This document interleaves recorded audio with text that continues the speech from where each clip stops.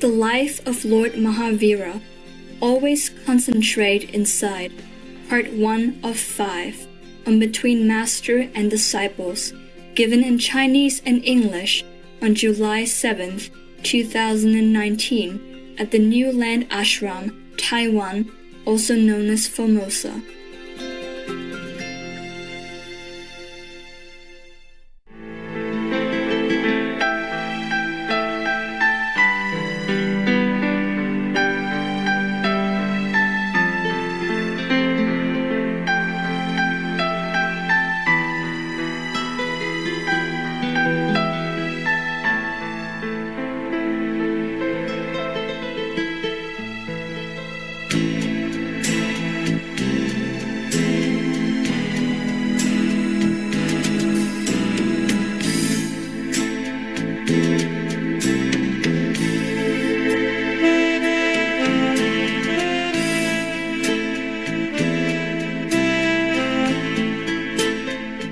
修行不容易哈，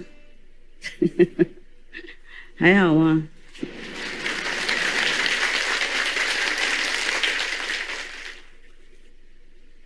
OK， 我想把这个故事讲完。现在是另外一个故事。Now is a different story, different event in Mahavira's life. Okay, you want to hear or not? Yes.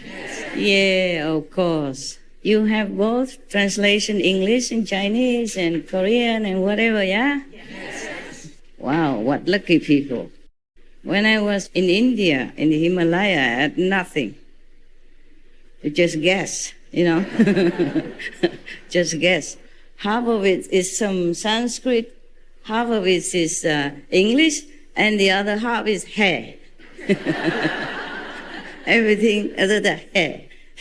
Just like Korea, Amita. So whatever the English I understood, hair I understood, the other one third I did not. So you can say that I understood 2/3 of whatever the master was saying. Yeah, and not too bad, right? 2/3 better than nothing, huh? Don't you think? Yes. Okay, good. Now you understand everything. You're lucky people. We are trying to accommodate you guys, huh? Hopefully you really understand what I was saying, and what I am saying, and what I will be saying. Because sometimes when you sit there in front of me, I feel like you understanding things. But when you go back home, I think maybe you return all the knowledge to me with no interest. And then whenever I have chance to talk to you personally, then I feel like, oh man, whom have I been talking to all these years, or months, or days, or hours, or minutes? I wonder if I have been talking to any ears, or just talking to my elbows. Huh? That's why I don't wear the sleeves, so my elbows can listen something. At least some listening. You guys have good translation? See, ça va? Good? Có hả? Good? Bono? Bahut? Acha? Bahut acha. Okay. That's all I know. Don't ask anymore. Anymore Indian language. I told you I understood only 2/3. Right, sister? Only hair and English. Yeah, and the rest is whatever the local language that the master was speaking. Okay, let's read the story of Master Mahavira. Yeah, everything that he has to endure. These are only, I guess, only the main things. You know, either the main events in his ascetic time or just something that happened with the gods from heaven. It's not all his life, of course.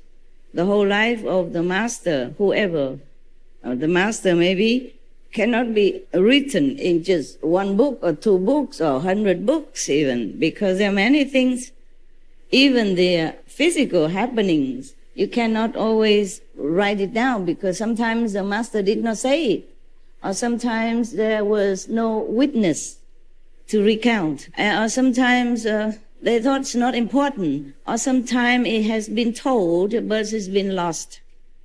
Yeah, because there was no person there who was capable of recording what the master said or what's the story content and what has been told. The Buddha was lucky, yeah? The Buddha has Ananda, and he's always next to him. So he recorded everything, and he has a super recording capability. Some people do have that. Yeah, some people have that good memory ability. Some don't have. When we were younger, we have a better memory. When I was younger, I remember everything immediately. I even remember the whole book, or at least most of the poetry book that was very famous in Vietnam called the Kiều, okay? And also other book of poetry, yeah, the whole story poetry book. I remember them. My father used to be very proud. Whenever some VIP come to my house, he called me in and tell me to recite the whole thing. And when I became older, my memory became less sharp. Then I don't remember all of these things that I used to remember, and I don't remember quickly what I have just read, like when I was younger. So these stories I am reading to you are not all of his life, okay? Bear in mind that the life of any master is never to be completed in one book or any book. Doesn't matter how many, okay?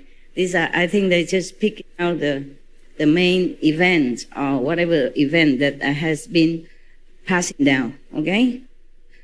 Now, this is another story about quashing of the flames.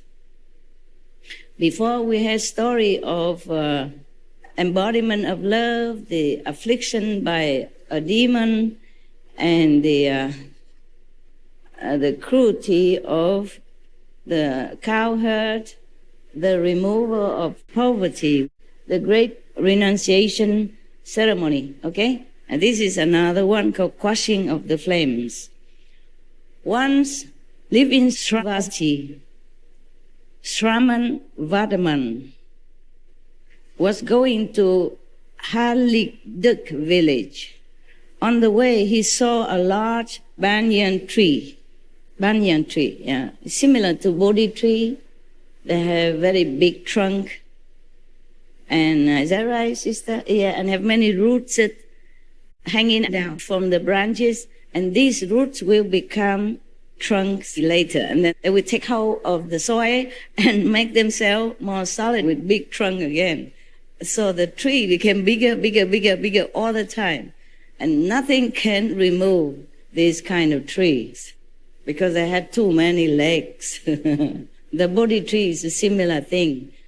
The reason why many ancient practitioners, they sat under this kind of tree, it's like Buddha sat under Bodhi tree because they are large, they are huge, and their shadow and their leaves are dense.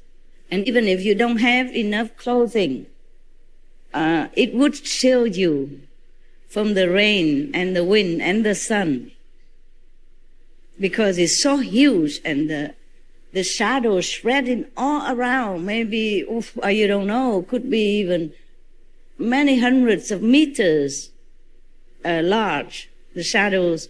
Therefore, even no matter where you sit, you will always be sheltered, yeah, at least from the sun and some of the rain, so that it doesn't rain so harshly on your body, especially when you're an ascetic, like Lord Mahavira, who has no clothes or cloth at that time. But I was wondering why nobody offered him anything. I mean, the normal villagers, they could offer him some, old piece of cloth or something.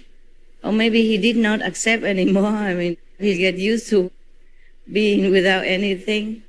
That would be also the ultimate freedom. Yes, that you have nothing to worry about. Like me, myself. What do I wear today? Yeah.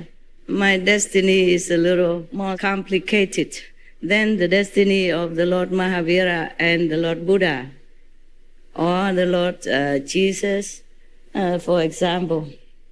Whenever any master reborn, the destiny changes, according to the period of human history. They don't always do the same thing. Somewhere a long time ago, I read one magazine in America, and they said, Jesus, he has predicted, he said he will come back as a woman, and they will not recognize me. That's what he said. I'm not sure how trustworthy this kind of magazine's report. Okay, I'm just telling you for your entertainment info. Like Kuan Yin Bodhisattva, Avalokitesvara, she reincarnates time after time, life after life. Yeah, but sometimes she was a wife, she's a normal wife, and sometimes she is somebody else. Yeah, and in Buddha's time, she was just a bodhisattva. No wife, no husband, no children, nothing. Yes. You remember one of the story about Kuan Yin Bodhisattva?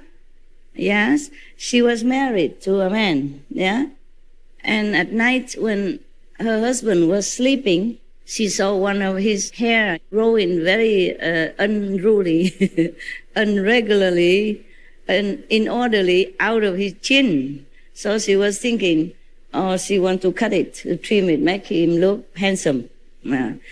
And she just get a knife, She has not done it. She got a knife from kitchen, sat next to him and was about to do it. And she put her knife next to the neck already, chin already, and the husband suddenly woke up. And he sounded alarm, tell everybody, oh, she's going to kill me, she's killing me, help, and all that. The whole household woke up. And she was scared, of course, she's frightened. Everybody woke up and then want to catch her. So she had to run. She had no time to explain. And she had to run, and she ran, and then on the way she saw a temple, Buddhist temple, and she went in. And she told them that she's a man. She had to say that she's a man and she wants to be a monk there. Yeah. So, of course, the Buddhist monks, they don't always check in too much about their history, or besides, it's very difficult to check now. Those days, they don't have computer, right? They don't have anything stored in the software, hardware, or whatever ware that you say. Okay, I had no idea what software is and what hardware is and what middleware or where. I just wear what I have to wear. The rest, I had no idea. No. So they didn't check anything. They say, oh, of course, if you want to be a monk, welcome. Nah? Because in Buddhist tradition, if anybody wants to be a monk, you have to let him. And if you stop them to be a monk, then you have very bad karma, according to the sutras. And if you let somebody be a monk willingly or help him, her to become a monk, and then your merit is very, very big, huge, immense, Remember those Buddha scriptures I read to you? Okay. So, of course, they're welcome. And the temple always need one or two more hands, to help with cleaning up, repairing, as well as, all kind of odds and ends stuff, Yeah. So she became a monk and stayed there peacefully, safely, for a while, until one of the Buddhist followers, a beautiful woman, came along. She liked him. Her or him, yes. She liked the form of that new monk. Oh, because she's beautiful. Kuan Yin Bodhisattva, as a lay person at that time, was beautiful already. That's why she was married into a rich family, good husband. And even if she shaved her hair, she still looked stunning. She has beautiful, handsome. Oh, this woman fell head over heel in love. with this monk, nun, whatever, monk, okay, so-called monk. She keep trying so hard to get him. But of course, this monk is no monkey business, yeah? So of course he refused her outright all the time, anytime, and she felt very hurt. This person, this woman, this lady, girl, she was actually a daughter of some very influential family, yeah? So she won't take no for an answer, huh? Anyway, all of her affection is very unrepaid, and she will feel very, very, very frustrated and angry. And then somehow she managed to have an affair with a servant boy in the house. And then she became pregnant. And then in those times, if you're pregnant without being wedded, then you are a criminal. They beat you up. They dig a hole in the ground and put your stomach there, and you lay down with the stomach in the hole so that it won't hurt the baby, and then they beat you up until you confess who the father is. She confessed that the new monk in the temple, the handsome nun, is her lover. Man, okay, they came and dragged her out. Her out, and then beat him up also terribly. Tell him he has confessed or not. She remained silent, because if he confessed, he's a liar. And if he doesn't confess, then also no good. They keep beating her, the woman also, to get another father, okay? So he just keep quiet, and finally they cannot beat him up anymore. They also got tired of beating. They say, okay, you cannot be a monk anymore, and when the child is born, we will talk about that. Yeah, you want to marry this woman or not? He said, no, can do, don't want. So of course they throw him out. So the temple people also cannot do much more. They put her outside in a little hut. Yeah, maybe a Mongolian tent outside of the temple gate, because he's not allowed to stay inside anymore as a monk, no more monk. Yeah. And so they still let her do the work, taking care of the temple and all that, but he's not allowed to be a monk or stay inside, anymore. So he stay outside. And when the baby was born, the family, the girl, took the baby and brought it to the temple and said, you have to take care. And she want to marry somebody else at that time. Okay, something like that. I can't remember very well. But it's not a big mistake that I made, whether I remember or not. And then, so the monk didn't know what to do. He had to take care of the baby. Yeah. He took really good care with all the motherly love, which is very easy, manifested because she's a woman and a loving one. So every day, a monk, went out begging for milk and food, and then bring the child up until he grows up, maybe about 9-10 years already. And then one day this monk died. The Guanyin Bodhisattva manifestation died. Reincarnation died. She died, and then of course they have to, after a person dies, they wipe you, they bathe you with something, and then they change your clothes into clean one, and put flour or something, and then carry you into the coffin. And then they realize that this is no man, was a woman. So everybody felt so regretful and so sad and so sorrowful. So they worship her from then on. My calendar is really long, big, more than 12 months. You know the calendar, right? You know what it means, the calendar, right? Some of you, anybody don't know what the calendar means? Raise hand. A couple. Okay. Yeah, I told at Christmas, you were not there. There was a priest, he talked a lot. in the church, and then suddenly he said, "Oh, sorry, I talk a lot today. Hey, I forgot my watch at home." So one of the congregation person say, "But there's a calendar behind you." I don't know how big is his calendar, but mine is real long and big. And everybody liked my calendar. I don't know if the congregation there liked his calendar, but you like my calendar, right? Yes. Yeah? In between the lines, I make a lot of calendar remarks. Okay, now let's go back to India, to Lord Mahavira. So now the Lord Mahavira at that time was settling down under a banyan tree. Is that a Bodhi tree or is it a different kind? Different kind, but similar type, huh? Yeah, those big and huge protector of monks and ascetic. I love them. We have some in Sihua, but we have to trim the bare that they're growing from the tree. Otherwise, they will just branching out everywhere, and then we have nowhere to walk, nowhere to sit. That's why the Bodhi tree, or the we call them dragon tree, still stay slim, almost more or less like when we planted them. A little bigger, but not as big, as if we don't cut the hair.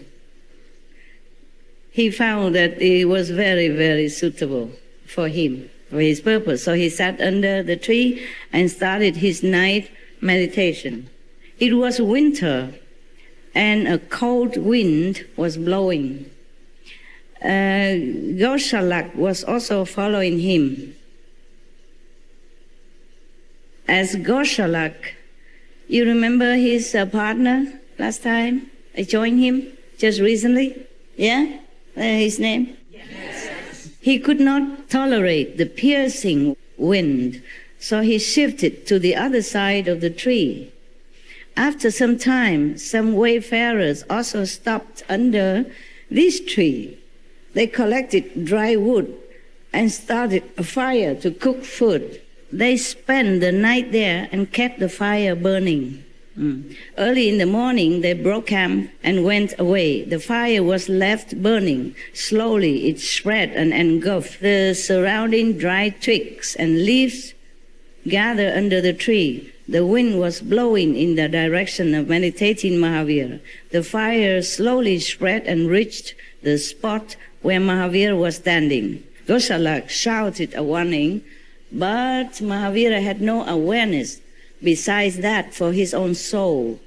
He was unmoved by the heat of the approaching flames. He was busy squashing the ultimate fire within himself. Our greed, anger, and ignorance fire inside. He was busy, destroying this kind of flame. So he did not hear his friend shouting about the flame outside. He did not feel the heat of the flame outside. The flames reached him and scorched his feet. Even this acute pain did not reach the depth of his tranquility. Can you do that? Yes, you can? Really? Wow, congratulations. Is that the can Chinese or the can Indian? Huh? Is it yes Indian or yes Chinese? I guess yes Indian, right? Yes? No? No, huh? That's no, right? Okay, I got it. Because we read in Indian stories or you're using Indian gesture, okay. So that means no, right? Yeah. I don't know if I can. I really don't know, because it didn't happen to me yet. I mean, in this lifetime. So after some time, the fire subsided on its own. Oh, thank God. Yeah. Now he has another trouble. Anybody can tell me, how can somebody not feel the burning pain when the fire burn your feet? Anybody can tell me how? Why? Before we move to the next story, yes, tell me. 就是说入山不地了，完全入定了。啊，你有没有这种状况啊？没有，那怎么会知道呢？没有怎么会晓得那么清楚？没有这种状况，就是平常经常在听师父讲的。听师傅讲的啊呀 ，OK， 有了，有这种情况了。我是没有被烧，所以不知道啊。我没有这种情况，所以不晓得。就是我晓得，我可以睡得很深啊，睡得很甜很甜就对了。那连佛教的寺庙那个大轰钟啊，在我耳旁啊摇，我听不到。讲过了哈，这个故事也讲过哈。One time, long time ago, when I was very young master, young nun, I was invited to a temple in Puli. Puli is a beautiful place with a lot of Buddhist temples. I think because the weather there is very temperate, very nice, and it's very quiet. Have mountain water, very beautiful and serene, and maybe it has a spiritual, strong atmosphere. So many monks and nuns dwelling in that area called Puli in Taiwan, okay? It's like in Japan, they have a place called Kyoto with many temples, correct? You Japan? No Japan? How you know? It's very famous, okay. Kyoto is in Japan. More concentration of temples, Buddhist temples. Not like other places don't have. It's just that in Kyoto, it's very densely populated with monks and nuns and Buddhist temple. Everywhere have Buddhist temple in Japan anyway. They are almost like national Buddhist country. It's like a national religion somehow. And then in the morning, we're supposed to get up 4 o'clock. If you can't get up, you have to anyway. The temple has big bell. This temple has bigger bell than other temple. The bell is bigger than 比这个我的地方还大的也有，哇，也有哈，就这样而已啊。我看到有很大的，very big, you know, sometimes bigger than my area. Depends on how rich the temple is. Yeah, okay. So big, and it happened to be right in front of my room. It's next to my window. I was assigned to sleep in that room. I was a guest. I stay where I am told to stay. In the morning, I'm supposed to get up at 4 o'clock. Before 4 o'clock, you know, clean, wash, makeup, and dress. And then go to lead the assembly to do meditation. But did I? No. You thought I'm a good master. Get up earlier before everyone else, or at least on time, or at least just a little after everyone else to feel important. Important people always complain, that's what I said. I did not feel important. Nevertheless, I wasn't there.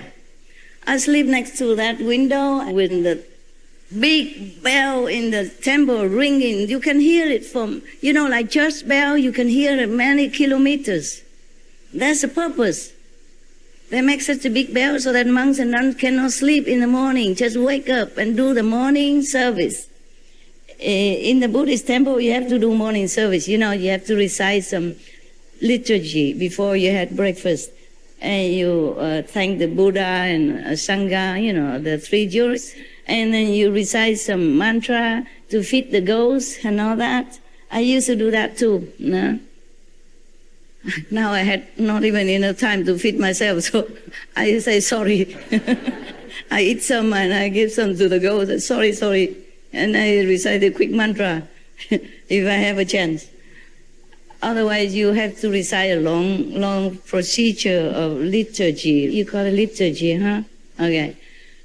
Man, I did not do that. I did not even wake up for the Zen retreat. There was 7 days retreat, and I was invited to a very beautiful big temple, you know, by a monk, the abbot of that temple. That is a big honor. He's an abbot and he's a monk. He's a senior to me, and he invited me there. to lead a Zen 7 days retreat. Of course, as some of my, I don't remember, I have monks and nuns. Yeah, I have some. Some of my people also went there, and also his, yeah. So it was a great honor. So the master is supposed to, behave accordingly. Did I? No. I slept through the long banging, bonging of the big temple bell. I can't remember what happened next, but that's all I remember. So after I woke up, refreshed myself, thinking, wow, I didn't need alarm clock. The alarm clock also rang. It did its job. Everybody did their job except me. The alarm clock even did its job. The monk ring the big bell, as big as, all this put together. In my vicinity here, the chair and the table together. Bigger than that, some. But it doesn't matter. It cannot be that you don't hear, especially you sleep in front of it. I mean, the bell tower was next to me, and it's not very high. Oh, I didn't know what happened. I just didn't show up. I woke up on time, on my own time. I woke up, refreshing, combed my no hair, and then went out. Huh? How come? Nobody there.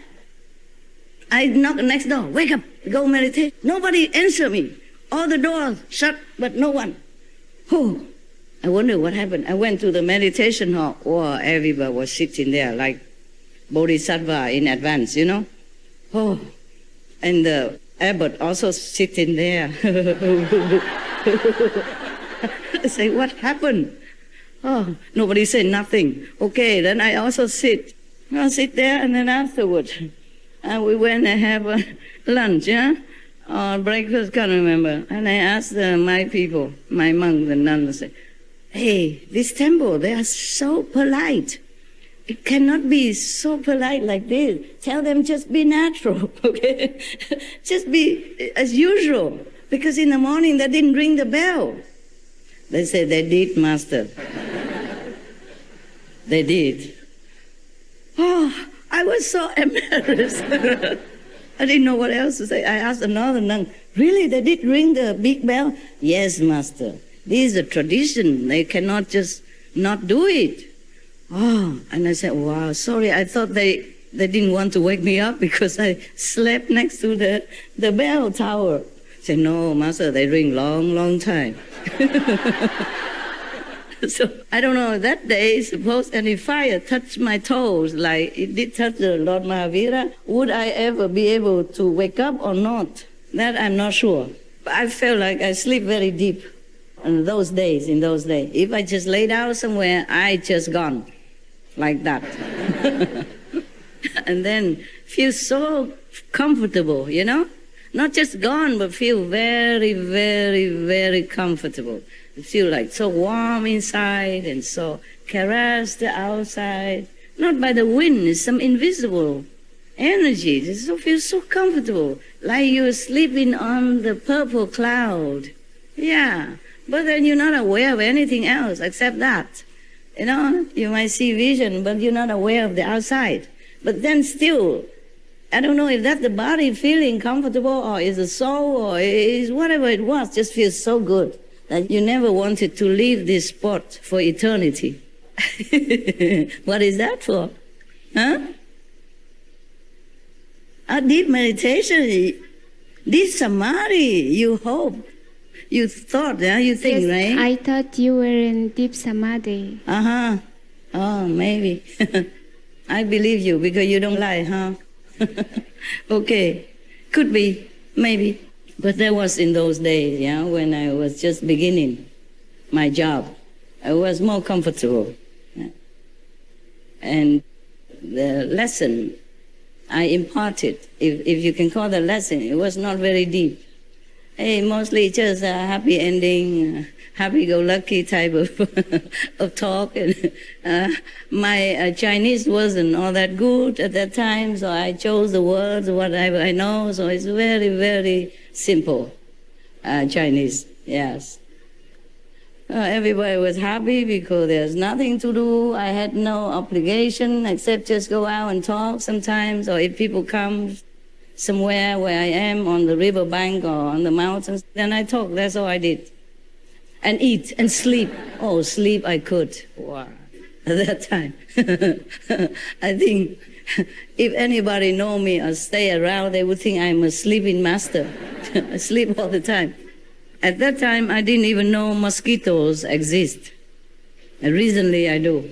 Because we didn't have any financial soundness, you know? So we just had a tent. Sometimes 2, 3, 4 people share a tent. I am a master. I have my own tent. Of course, ascetic or not, I have my own tent. Okay?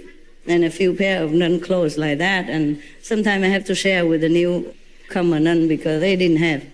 So life was very simple, very happy. And we stay next to the river or on the mountain or somewhere on the road, pitch a tent and then cook something, eat and singing or not singing, and then I go sleep. Of course, I was very, very good at sleeping at that time. Sleep like that, you know, like the big bell won't wake me up even. So from then I don't need alarm clock anymore because I feel it's very useless. Yeah, so I give it to somebody else who could make use of it. And then we didn't have good cars, so sometimes the car just stop anywhere it wants. And then we feel like, okay, God's willing, Buddha instruction, maybe we should stop there. So we just stop, okay? And then if in the morning the car works, then we go. If it doesn't work, then we stay there. And then we try to figure out how to make the car work, or pushing, or talking to it, reciting the 5 names or something. And sometimes it works, and then we go further. Don't know even where I'm going, just go. I did not have a lot of monks and nuns at that time. So a small car was okay. We didn't have a lot of things anyway, you know, 1 tent for 3, 4 people, except my tent. So we didn't have many tents also, and we didn't have a lot of clothes. Wherever we go, we find some water, if have, and then we wash it. If we didn't have water, then we keep wearing it. It's very convenient. No need to worry about anything. That was maybe one of the best time that I had. I did not have a lot of monks and nuns at that time. So a small car was okay. We didn't have a lot of things anyway, you know, 1 tent for 3, 4 people, except my tent.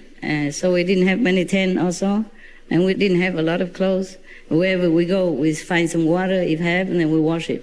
If we didn't have water, then we keep wearing it. It's very convenient. No need to worry about anything. That was maybe one of the best time that I had. Yeah. And a better time it was in India. Better time was in India when I had not much at all. You know, 2 pair of punjab and a little bottle for water and a little plate for chapati and for food. Just 2 things. And maybe a spoon. I always go to the Ganges River, yeah? When I need a bath, go there bath and wash my clothes, put it on the rock. 20 minutes, half an hour, it dry. And I have a sarong or sari, a small piece of cloth. I used to live in the ashram before that, before I went to Rishikesh. Well, I'm talking about Rishikesh, yeah? Maybe you heard it already, but somebody did not. By the way, I'm short of stories, so I repeat again. So in the ashram, people came and went. Sometimes they left many things there, like cloth or clothes or something. I never pick any more clothes. I had 2 pair. White punjab, that's enough for me. A cheap cotton, huh? In India, things are cheap. You can have it tailor-made, but it's very cheap. And then the piece of cloth that I pick up, you know, from trash in the ashram. And then when I wash my clothes, I wrap myself with that. And when the clothes done, I use the cloth to cover myself to wear the clothes. And then I went back to my hut. Mud kind of hut. And it's not luxury, okay? Yeah, it's only mud, made from mud. So, but normally I did not sleep inside there unless it rained heavily. Normally I went up onto the roof, east roof, and slept, meditate up there. But don't do that. If you go India, don't do that. There are many scorpions, snakes, and centipedes. They're running around. It's safer for you to stay in a room if you go to India, okay? Don't copy everything I do. I was blind, deaf. I see nothing, but wanting to see God. I hear nothing, just want to hear God's voice. I was completely blind, deaf and dumb to the world. That's why I dared to go alone into the Himalaya. In India, being a woman alone is already very risky for you. Not to talk about sleeping alone somewhere outside, on the roof or not. So don't do all that, okay? A lot of snakes, there's snakes and scorpions and centipedes abound.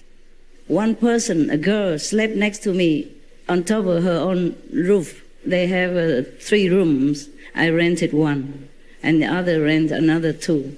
There were one couple who's sleep on top of the roof next to me. The girl was bitten, black and blue, swollen. Oh, it was an emergency, really an emergency, and they really couldn't take her fast enough. And then the boyfriend was so bad. He said, there was her karma. She attracted this kind of thing. I sleep next to her, but not really next like this, but, nearby. They did not like me. Maybe I'm vegetarian. Don't taste too good, don't smell good. So they didn't come to me. They went on to her and attacked her. Oh, she was so really in bad shape. The boyfriend was bad. Not only didn't say something comforting, he said, oh, it's her. He told me. I was worrying, I inquired. So what happened? What happened? Is she going to be okay? It looked very painful. He said, it's her. She attracted this kind of karma. She attracts this kind of karma. And I said, wow, what a thing to say, huh? Oh, you better get a rickshaw or something and run after her and take care of her now, huh? Go. What kind of boy who said such thing? Even if it's true, in such a situation, if you cannot say anything kind, you just shut up, huh? Maybe they had a big fight before that, That's why he couldn't find anything good to say. But still, this is a very bad thing to say. You boys, don't ever say such thing. Huh? To your girlfriend or not girlfriend. Must have sympathy. Must have affectionate kind of nature, okay? Must show your love. Make it into a habit, then it will become real. It will become real, become your nature. Yes, because you had it. You have it in you. It's not like you're faking or you're playing, okay? You see many movie stars, they're playing together. The loving couple, for example, they practice for a year, 2 years until the movies come out. And then when the movie is off, they also kind of feeling they fell in love with each other, sometime like that. Or maybe they could not get out of their character for a while to play another character in the next movie.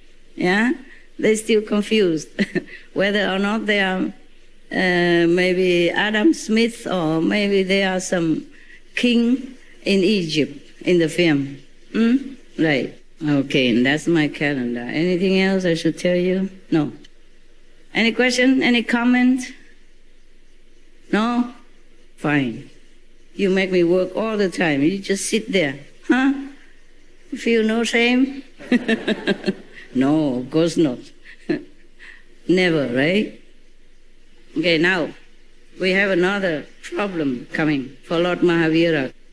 This problem, they say, is a torture by Kalahasti, another enemy somewhere.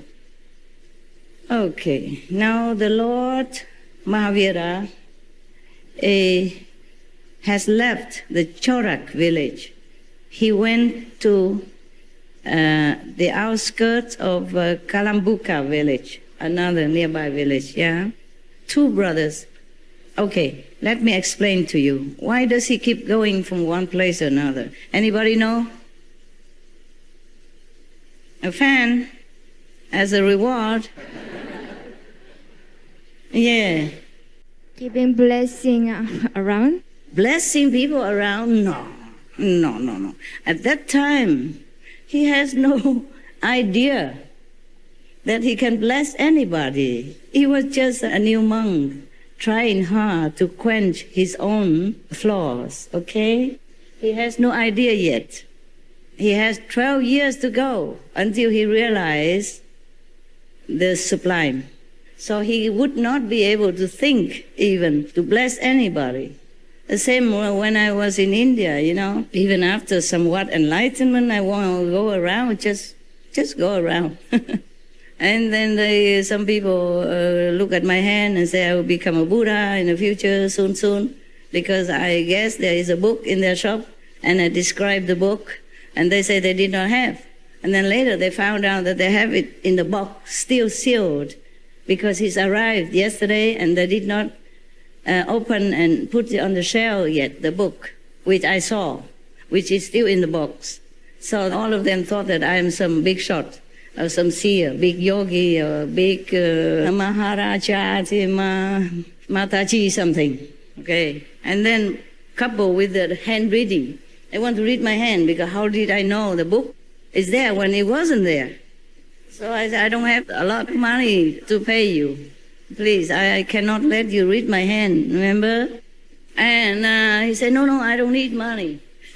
I just want to see who you are, why you know so much, why you have clairvoyant power. So I don't know. I saw it in your shop. And yesterday I didn't have money, so I did not buy. Today I came back to buy. Yeah, and you say you didn't have. And no. The day after I came back, they already found the book. That's why they call me in. We have the book. Yeah, we have the book for you. I say, oh, yeah, really? And then that's how everything come out, And then some people wanted to be my disciple, the first one ever in India. Yeah, real Indian disciple. It's good because not much karma from him. He's a vegetarian since birth. His wife, his kids, like many Indians, they are vegetarian. I tested him, but he passed, so I gave him initiation. So he called me master. Many years later, I come back, he said, oh, my great master coming. A very great, big master, he said. Why do I tell you this stuff? Oh, not blessing, okay? Just like when that man, he forced me to be his reluctant master, I did not have any idea about being a master or anything. I just asked the previous other masters to bless him, okay? The Buddhas, yeah? Past, present, to bless him, yeah, for on my behalf. That's it. I just transfer the power. I did not know I had anything. All right, so he had very good experience. That's why he worshipped me so much. He bowed to me, prostrate many times, and happy, singing on the way home. And just one time only. And then later, many years later, I come back, he remembered me. Yeah. I happened to pass by the shop. It was his shop, his bookshop. But he's not the one who read my poem. It was one of his friends who happened to be sitting there. They read my poem. They read many other things. I forgot. I say, oh, maybe like I will have many disciples. I say, what? How I have anything? I don't even have anything now. I don't even have a lot of money. I have only 2 pairs of clothes. How? You will be famous. Oh, you will be rich and famous. He keeps saying that. For Indian, rich is very important. And famous is second, but also very important. He keeps saying, oh, you'll be rich and famous. Oh, rich, and famous. Buddha, rich and famous Buddha. For my idea at that time, you can imagine how I believe such thing. I say, oh, I don't believe such thing anyway, and I don't have money to pay you. He said, never mind, I read, okay? No money, yeah. So he grabbed my hand and read anyway. I was also curious to see whether or not he can read anything, because I was told that after initiation into Guanyin method, nobody can read your destiny anymore, because you're free. Free the moment of initiation. And whatever made trouble afterward, it's just your mind. Okay? Your mind. You're soul free, controlling from above, but your mind is too stupid to listen. And you listen to your ego, your habit, your customs of your ancestry, your hearsaying, your other things, your knowledge from the world that people imparted to you and you took it as your own. Okay? And if you are successful, it's even more difficult to control your ego. What was it that I was saying? 刚才说到那个为什么那个他到处走动？到处走动。哎。No. 那个我说一下，他那个印度的习惯， OK， 知道了。他那个去接收那个供养。去托钵。哎，托钵何必走动那么远呢？他还有那个村子的，印度有些村子经常举办这种供养的活动。供养也不用到处都跑啊，也许其中一个理由了啊。OK，I'm waiting. Yeah. Because after you better be right, because you're an Indian. You should know everything. Because after some time, people start gathering around you, and some people start worshipping, and some people don't like you, so they don't let the master practice. They just want the master to bless them, and they start gathering around the master. Meaning he did that to not be disturbed. Yes, master disturbed. Possible. I didn't hear about that yet, but it's possible, logical. 因为他不能执着于任何情况，那个环境会把他拉下去。他不能什么？不能执着于同一个环境。对了，哎呀，你这么老了还不错。来，你要哪一个？我答应我会给的。要哪一个说一下就好了。这个，不是这个。说好啊。哎，是你的，你要选你喜欢的啊，难得啊。这个不是这个，红的不是紫的，紫色。哦，我喜欢这个呢。哎呀，舍不得怎么办呢？不执着给你了。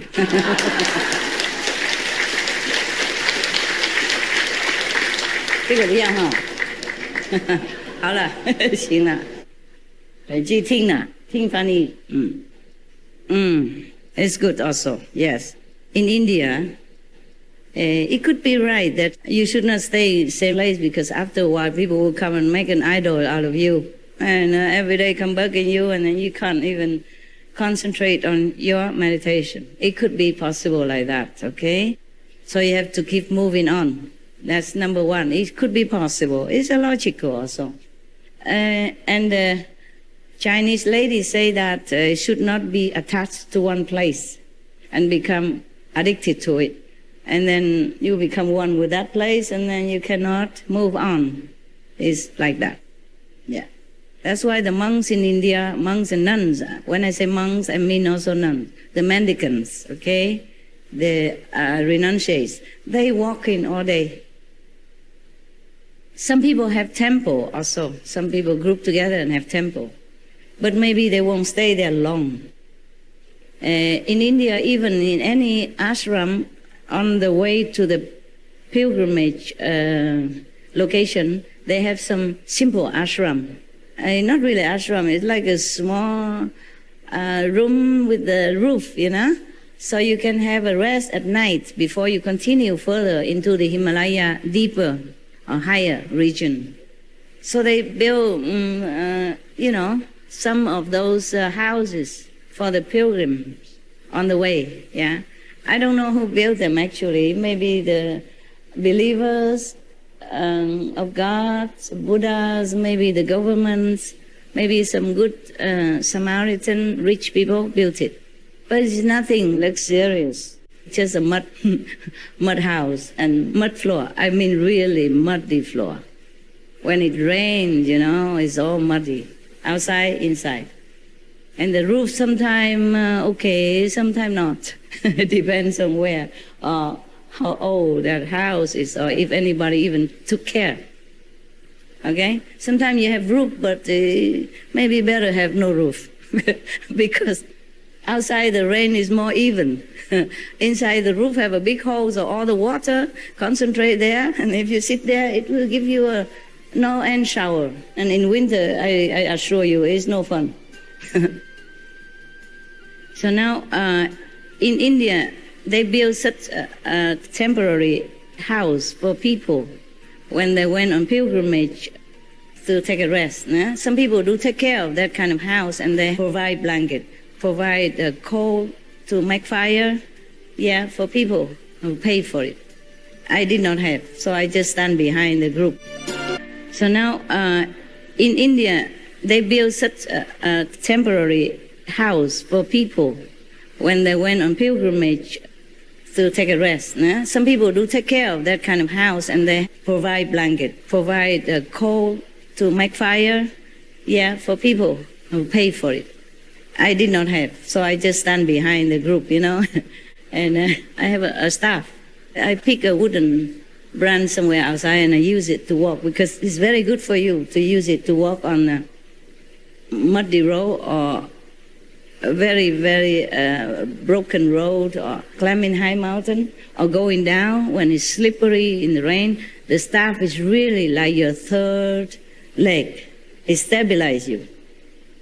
If you don't have an umbrella, you use the staff, or you use an umbrella. Whatever it is, you must have it if you walk in the Himalaya region, okay? That's why you see many monks, they also have a staff like that. It's also a necessity. It is a necessity. It's not like an obligation, or it's not listed in a precept or anything. It just, you need it, okay? Yeah. Or maybe sometime if you encounter a snake or something, you gently use it to shift him, to inside the bush or something, and let him go. Gently, because he's fast also. And, I forgot. Okay. I mentioned these rooms, these temporary housing for the pilgrim, because you're not allowed to stay anywhere more than 3 days. And further on, you go to the Rishikesh, the top region where many temples and ashrams were built. The Beetle, they went there also. They went there to one of the ashram of the Maharishi, the one who can levitate. So that's their master, They went there. I wonder how such a group of youngsters would venture into Himalaya in the Rishikesh region. I guess they had some yearning. They probably heard famous yogi story and wanted to practice meditation or something, learn some spiritual knowledge or something, so they went there. Because many yogis were there, many masters were there. Some of the masters of the great Bears lineage went there, like Master Kirpa Singh, one of the disciples of Master Baba Sawan Singh is Kirpa Singh.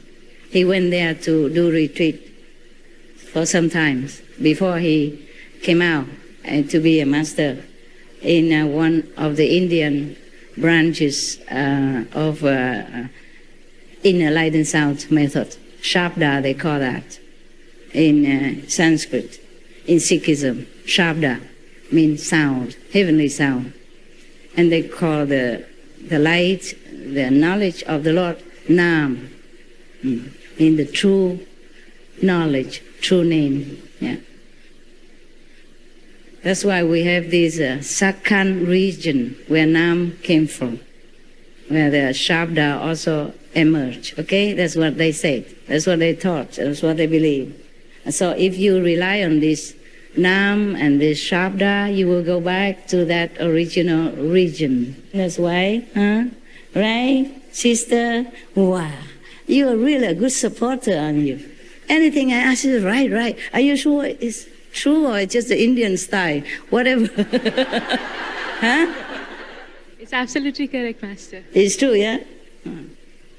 Because in India, if you ask the direction, just go straight ahead. Just straight ahead. And even they say no, it's like this. Yes, this is yes. Okay, so be careful. When you go there, don't misread the signal and make trouble for yourself. But the Indian people, they're very kind, very gentle, generous, very charitable in their heart. Too good, they're too good.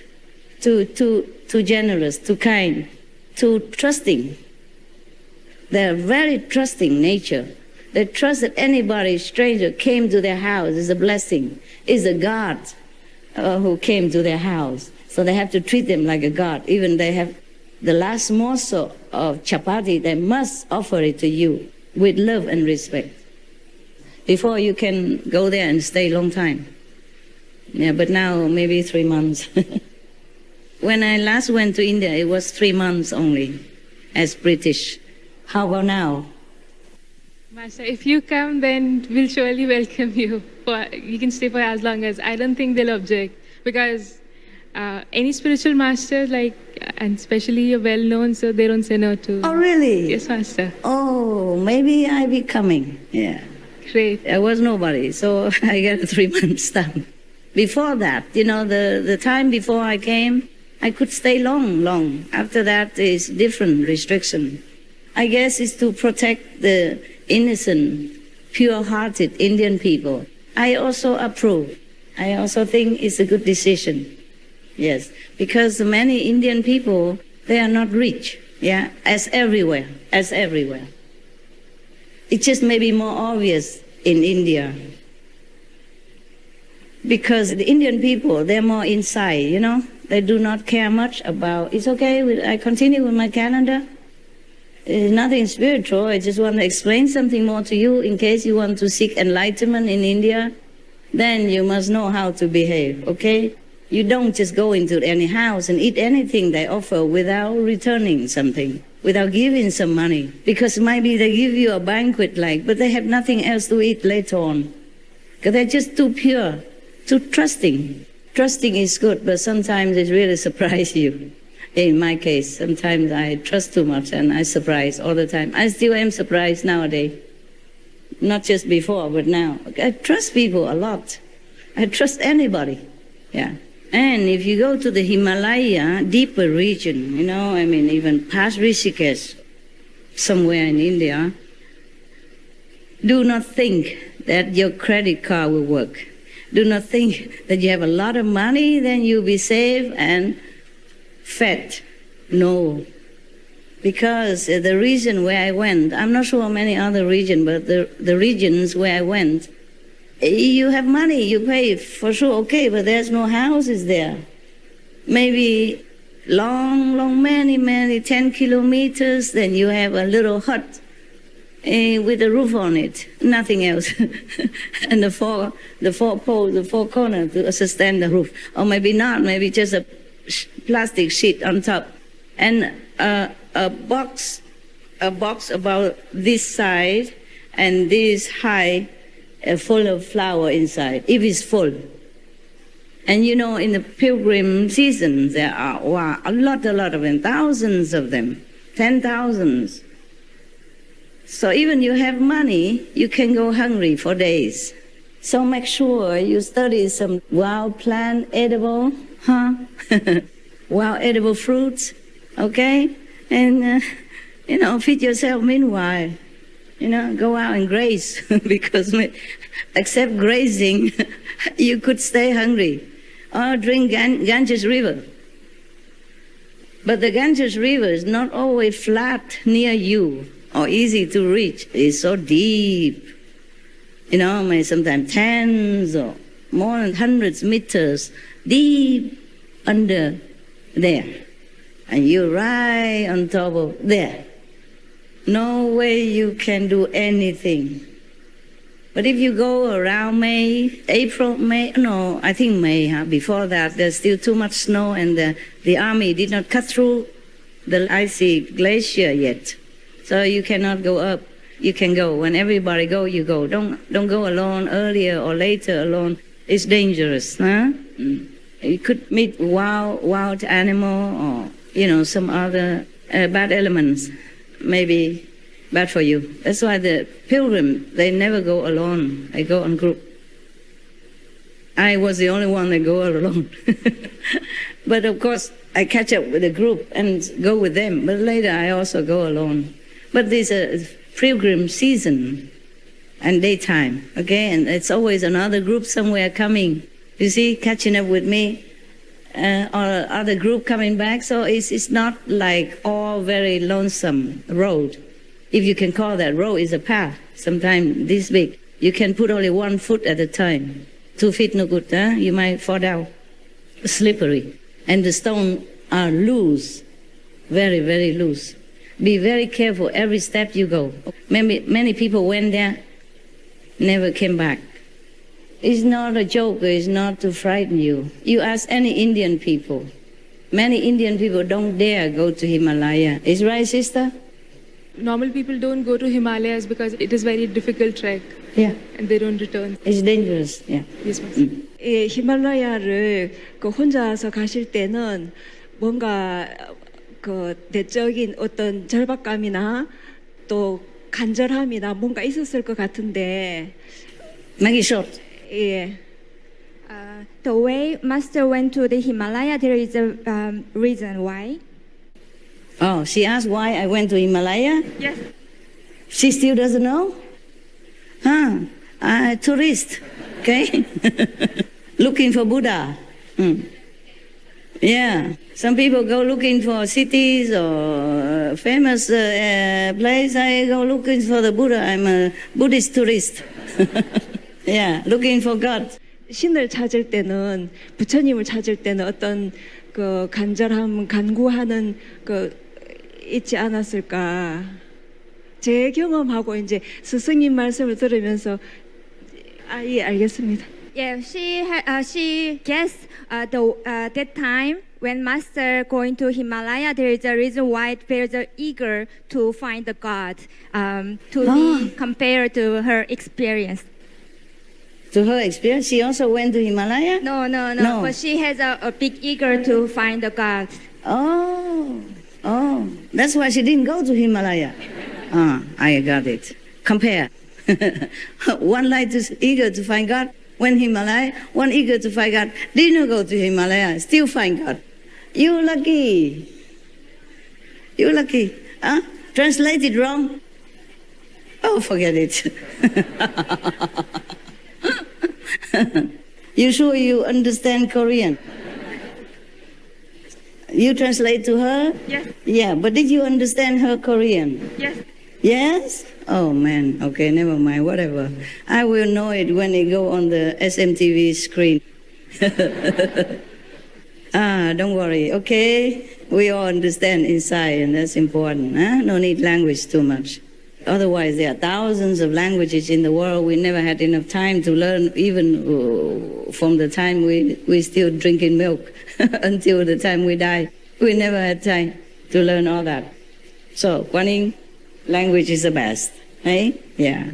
That's why we can sit together, from all different personality or nationality here and still feel oneness. Yeah? Still feel good together. Huh? I mean, generally, yeah. In the deeper Himalaya, Rishikesh area, that's a famous place for pilgrim also, yeah? It's more officially famous on the map.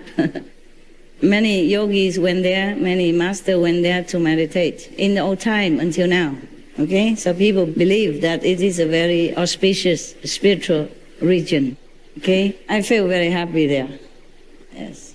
Very, very happy. I guess I would feel happy anywhere because I had nobody else to be sad, to share their karma or to have to worry or to have to listen to their nonsense. Yeah? Then I would never be sad there. That's the happiest time of my life. I had not much money. I ate only 1 or 2 or 3 chapatis per day. And if I was generous, if any day I was generous to myself, I can have another pakora, right? No, not pakora. The triangle one. Samosa. They make so small. Wow. Was about my wrist, a little bit smaller, the triangle.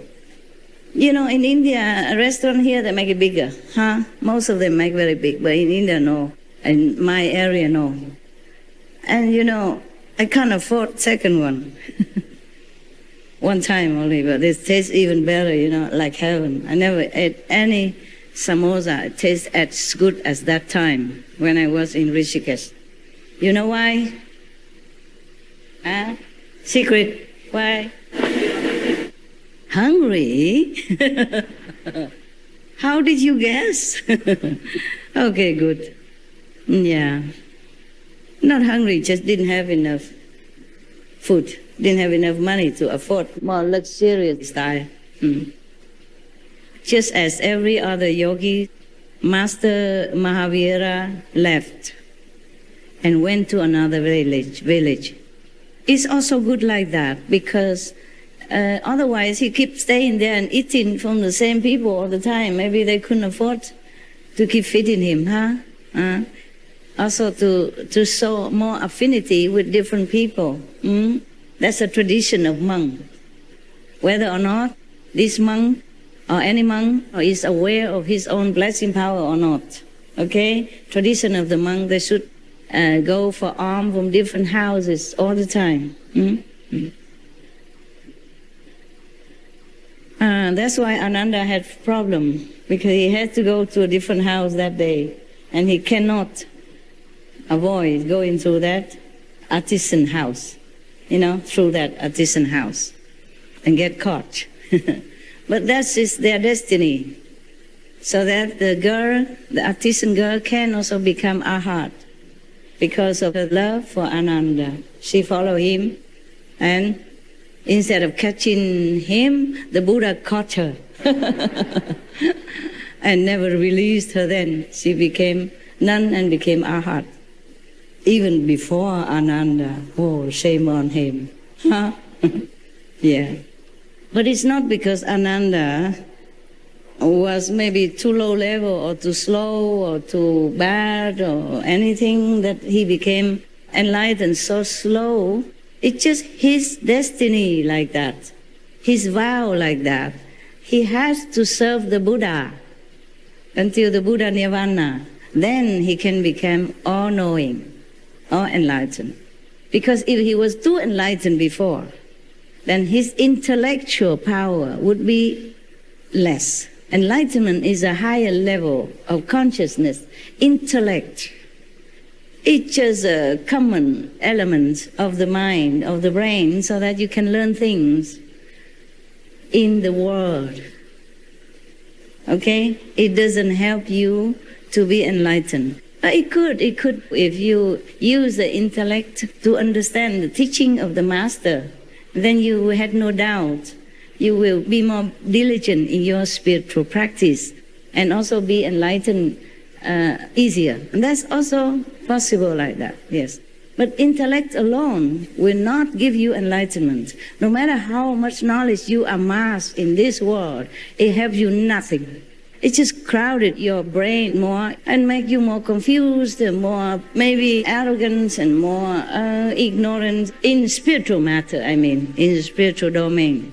Sometimes the more intellectually you develop, the less easy to get enlightenment. Because you're so full of argumentative info inside, and you're thinking too much of all the things that you accumulated, and then you don't have a chance all the time, the space to think of a higher dimension. Is it clear or not? Yeah? Calendar is clear, right. So now, just like every other yogi or monk, renunciate, the Master Mahavira, at that time he wasn't a master yet, okay? He did not know he's a master even, okay? He just went around like a monk. He went to another village called Kalambuka, yeah.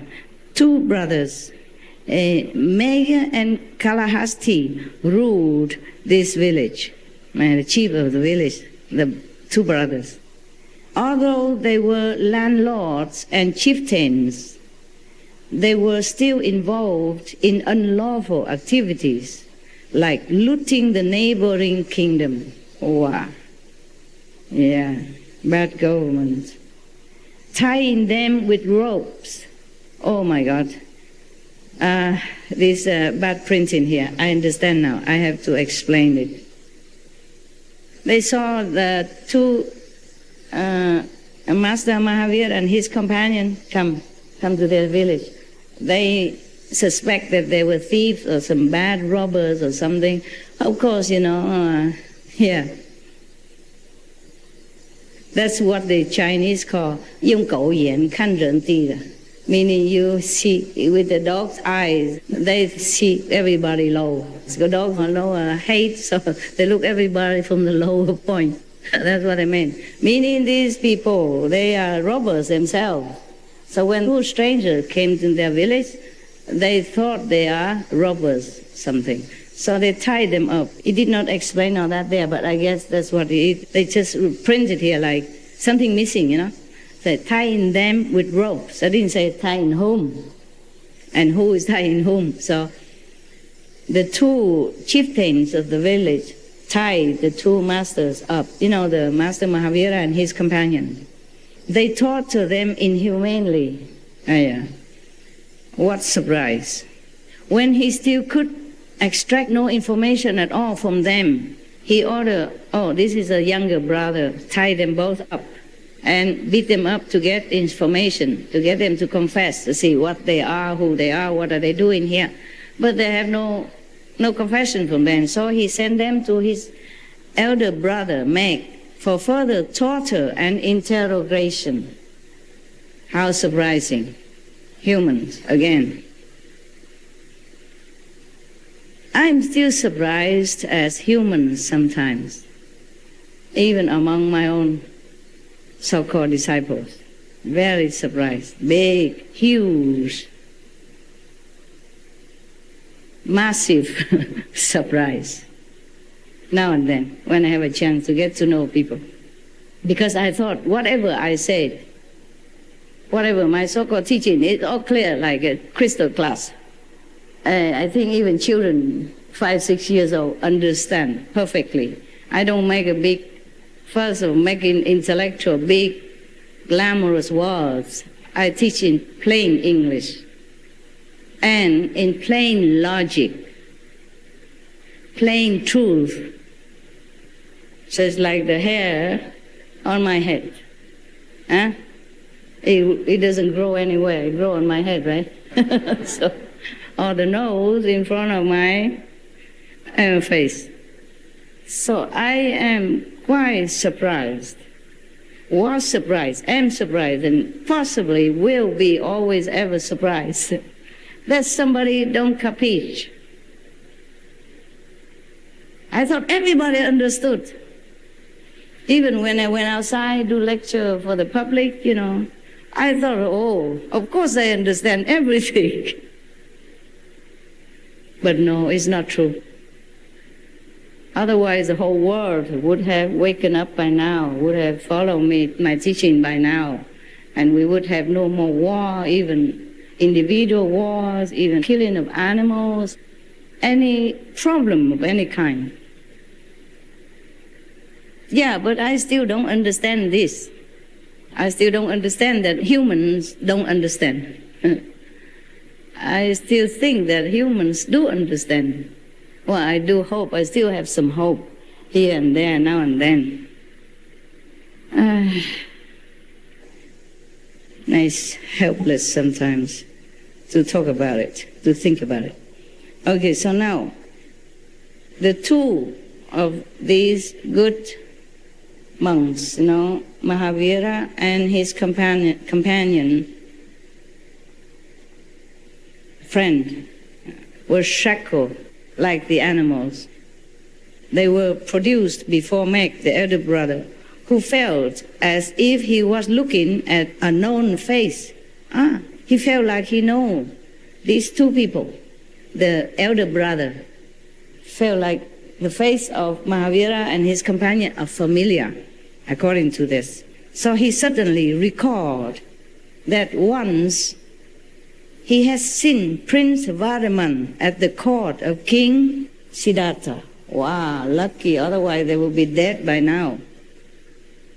Being tortured and beaten up by the younger brother already so severely, and if beaten up one more time here, tortured one more time, I don't think they can survive. And we will have no more story to continue. Thank God. So he feel like one of these shackled spy, you know, he thought maybe a spy or thief, seemed to have an uncanny resemblance with the prince that he saw, Prince Varman, yes. So he came closer and closer and recognized that the person in bondage was none else but really Prince Vardaman, who had become a Shraman, monk, right? Yeah. They either call them Shraman or Swami or Yogi. So he fell at the feet of Mahavira and with tears of repentance in his eyes, he begged to be forgiven. I wanted to cry myself.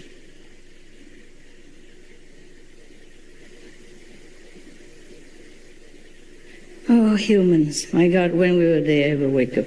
When released, Mahavira resumed his journey. Do nothing else, just continue walking. Go somewhere else. All right, my God, I told you, in the course of human spiritual history, I have not read any story of sacrifice and endurance and suffering like Lord Mahavira. Perhaps there are, finally, like for Jesus Christ or Buddha, they tried to kill him, or other master being tortured or poisoned to death, yeah? But in the meanwhile, the story in between, up to the time of death of the masters, we hardly hear any stories like this, okay? Some suffering, some endurance of hardship, difficulty, maybe hungry, thirsty, being misunderstood and all that, but hardly any story has so much repeated suffering like this, right? Have you heard any more than I read here? No, huh? Still more to come. Okay, next time, huh? I see you next time. It's time for you to go out, take a rest. You've been sitting all day, and it's time for you to take a break and have some good food, okay? The SMTV people, I want to see you upstairs somewhere or wherever you are designated, okay? Just have a few talk. No scolding, don't worry. Just taking care of you, asking if you're okay, if anything you need. Okay, sayonara. Vamos. Andiamo. Allons-y. What's it in Italian? Let's go. Andiamo, yeah. Let's go in English. 我们要走了 in Chinese. À tout à l'heure. See you later. English. Last night I was in a hurry to come back here for my retreat. I really hope one day I have a better retreat than these 2 times. It's my phone, okay? Show it to you. Otherwise you think it's money. No. I need it sometimes. Sometimes the landline don't work. Out of electricity, then I have to use it to contact. A lot of work on this. Thank you, La. Thank you for listening. Thank you for looking like you understand. 大陆在这里哈，very good. Thank you.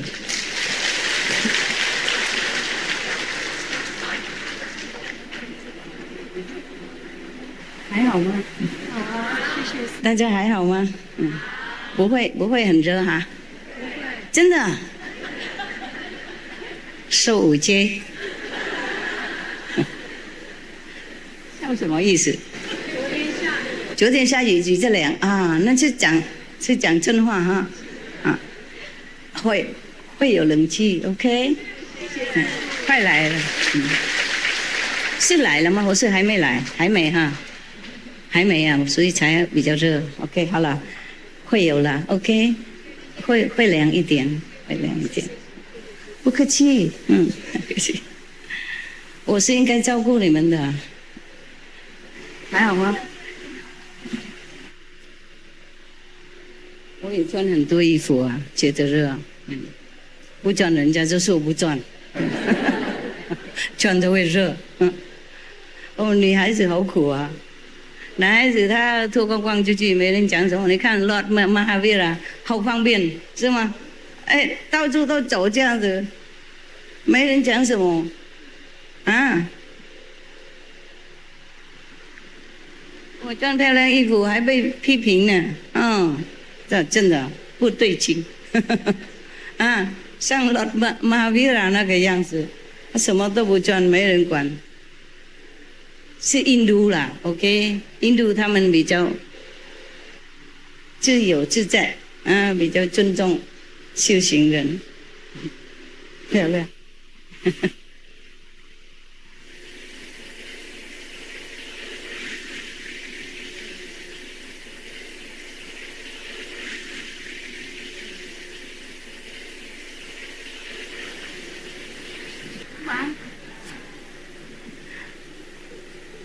今天有没有什么好吃啊？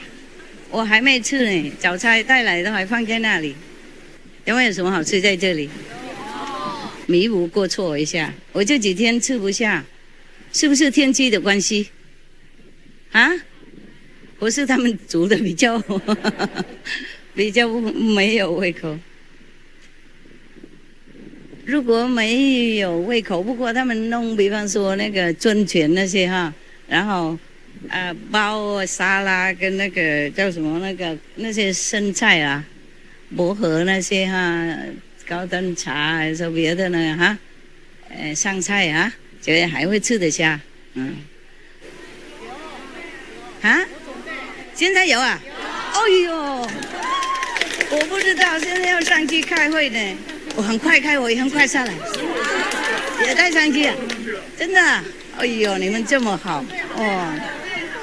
真的要留人啊！Thank you 哈，谢谢。今天是谁煮饭？台中啊！哎呦，真的好好，日有他心通哈。怎么知道我喜欢那个？又准备好，又带上去呢。哦 ，Thank you 啦啊，一定吃得好啊 ，Thank you。也许我开会晚下来看你们 ，OK？ 不是吃东西啦，要看一看 ，OK？ 准备一些东西，然后我分给你们，好吗？